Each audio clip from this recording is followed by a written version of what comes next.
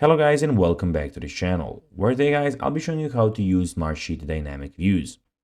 So guys, the first thing that you of course need to do is go to smartsheet.com and you'll be greeted by a website looking similar to this one. Now, when you did that, you just need to go and log into your profile. But guys, if you do not have one, you can always go and register to Smartsheet. But guys, if you do not know how to do that, you can always go to our YouTube channel where we have plenty of how to Smartsheet videos where you can see how you can do this. Now guys, that we got that out of the way, let's see what we actually have in front of us here. So as you can see here, we have the Smartsheet website where we can go and start from the home screen. So here we have some things that are suggested for us. So we can go and create a new Smartsheet here.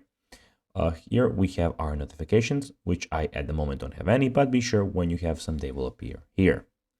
Here you have your folders, so you can browse here from your work apps, sheets, workspace, and deleted items. Here guys, you have the recently opened, and here you have your favorites.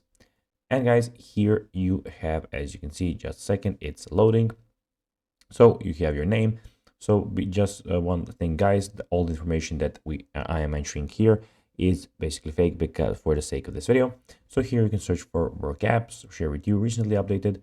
And here guys, you can go and see some new templates that you can add. And lastly, here you have all the information about your account in one place.